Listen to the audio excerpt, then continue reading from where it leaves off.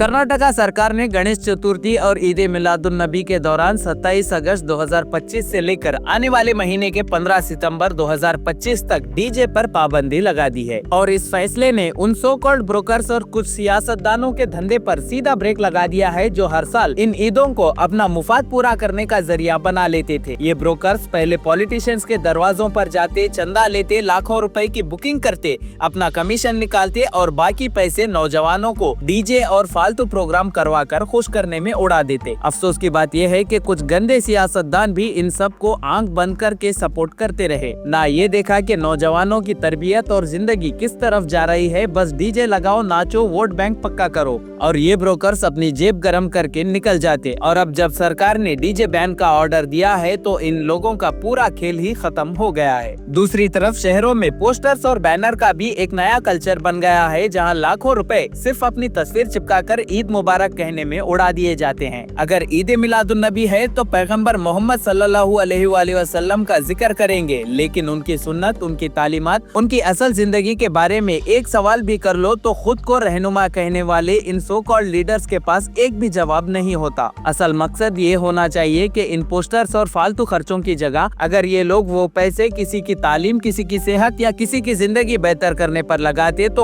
आवाम और ज्यादा सपोर्ट करती और असल में मजहब भी इज्जत पाता। दोस्तों, हकीकत ये है कि हुकूमत में चाहे दिल्ली की बीजेपी हो या कर्नाटक की कांग्रेस, असल जरूरत ऐसे सियासतदानों की है जो आवाम की भलाई और माशरे की बेहतरी के लिए काम करे। पार्टी का नाम नहीं, काम की अहमियत होनी चाहिए और आवाम का भी फर्ज है कि सिर्फ नारा लगाने वाले नेता नहीं बल्कि असल में काम करने वाले सियासतदान जो ग्राउंड लेवल पर माशरे के लिए बेहतर हो सकते हैं उनको सपोर्ट करे। इसके अलावा इस्लाही माशरा कमेटीज की भी जिम्मेदारी है कि सिर्फ ईद मिलादुन नबी के मौके पर नहीं बल्कि पूरे साल नौजवानों की तरबियत और माशरे की इस्लाह करते रहें। अगर असल में ये कमेटीज अपना काम कर रही होती तो ना डीजे का शोर शराबा होता, ना नाच गाने का गलत कल्चर और ना ही मस्जिद के सामने मुसलमानों की ईदों में वही शोर शराबा होता जिसका ये खुद दूसरे मजहबों में मुखालिफत करते हैं। इसका मतलब सीधा है, अपने गिरेबान में झांकना होगा और आपस की गलतियां मिलकर सुधारनी होंगी। बहरहाल दोस्तों, सरकार का ये ऑर्डर भी इसीलिए है कि आवाम को सुकून मिले, स्टूडेंट्स अपनी पढ़ाई फोकस से कर सकें, हॉस्पिटल के मरीज चैन से सांस ले सकें और सबसे इम्पोर्टेंट लॉ एंड ऑर्डर की सिचुएशन खराब ना हो। इस साल गणेश चतुर्थी और ईद मिलादुन नबी दोनों ईदें शोर शराबे से आजाद होंगी और ये एक बड़ा पैगाम है कि फालतू खर्चा और डीजे कल्चर को छोड़कर हम अपने मजहब की असल तालीमात और रूहानी पैगाम को समझें और दूसरों को भी समझाएं ताकि लोग सवाल से ज्यादा सलाम करें।